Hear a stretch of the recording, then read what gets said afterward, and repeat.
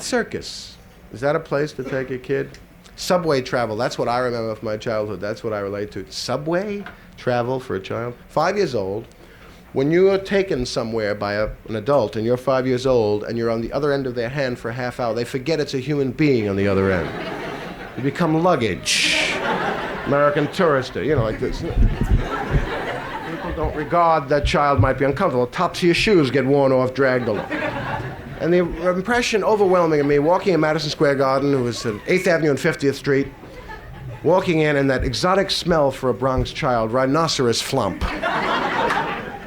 In Madison Square Garden. And I remember the man hawking programs. I remember his Adam's apple. Why? I only figured out last year it occurred to me that I was small. And I was looking up at this cat going, program here, program here, program. You know, I couldn't figure it out in my dream. Why would I see it? Because I was underneath him. I was 5.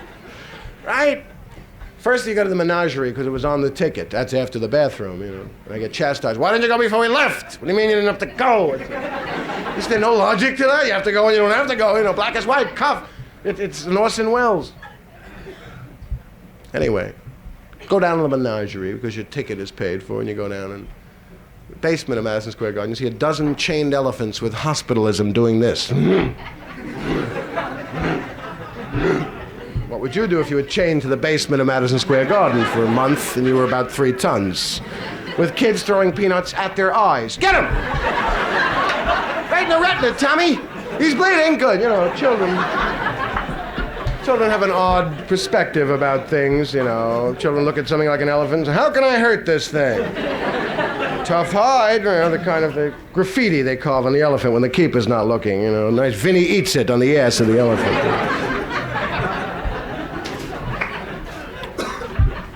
Yeah. With the freak show, remember the obese guy, 6'50", and then the tall guy, 9'3", that's cute, you know? Oh, forget it. I once read in Coronet about this English guy, Ted Evans, who worked for Ringling Brothers. Gee, it's hot. And he was 9'3", it said in Coronet magazine. This was about 6, 7 years ago. And they said it's lonely being 9'3", which is a heavy statement. I remember he said the hardest thing was that people think of him like a monster, and people are actually so unfeeling as to, he gets things like, you know, he's standing up there, 9'3" in the thing, and along comes a lady from Left Rack City with a kid who's fighting, you know. Marshall, I'll rip your arms out! 8 years ago, it's a boy, Marshall, I'll rip your arms out! You know. And fighting goes, Mr. Tall Man, would you do me a favor? Would you tell my little boy if he doesn't stop misbehaving, you're going to eat him up?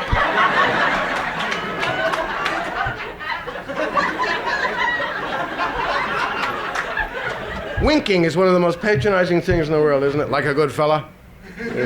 People patronize kids that way. I went to see Hank Bauer and Ed Lopat at Macy's signing autographs. For those of you who don't know, they were ball players on the Yankees. And they were 2 childhood heroes, right? Steady Eddie Lopat and Hustlin' Hank Bauer, who had a nose about from ear to ear.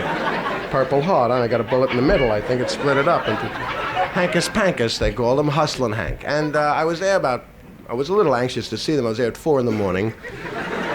With a brownie Hawkeye, Yankee hat and jacket, and pencil and paper. Waited, I don't know how many hours. They were about 3 hours late to boot. And it was a tremendous thrill when Hustlin' Hank arrived drunk. And I said, gee, Hank Bauer! Gee, Hank, how many games are you going to win the series by? And he went,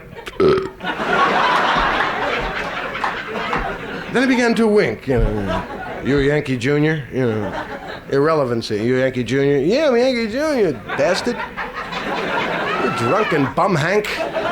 What if I was intelligent enough? I'm a childhood fan, you idiot. I'm 9 years old, and I may go the wrong road now. Lenny Bruce, the good road is hard to find. When the bad road. Well, I went to Yankee Stadium often. And they were so, I don't know, they were a little vanilla ice cream, the Yankees, if you know what I mean. A little bit cold and bland. I mean, I used to pay $1.25 to sit up general admission. And if it was a game like on a weekday and the Yankees were beating the Senators 15-2, and it's 2 out in the 9th inning, there's very little likelihood that IBM is going to use the box they have reserved by the dugout for, you know what I mean? There's very little chances he's going to arrive J.P. Thorndike. Where's my seat, Beaver? What is that, a little punk there? You know, it's like 1 out. Let me just see the players a little closer, you know?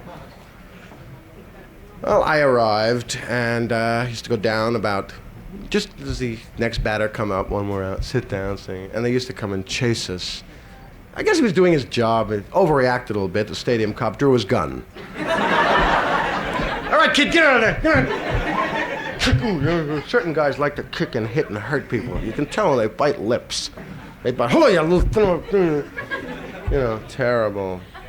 Terrible. All athletes sound alike in interviews. Why is that? Well, my arm's feeling real good, Ralph. I feel I can't help this ball club. It's a good ball club. It's a fine management. President is wonderful, and it's a fine. I feel I can't help this ball club. It doesn't matter where they're from. They sound Southern. Right? Guy could be a Rhodes Scholar. Yes, but extrapolating that afterwards. I've got an interview now, but I'll be right with him. My arm's feeling real good, Ralph. Well, I feel I can't help this ball club.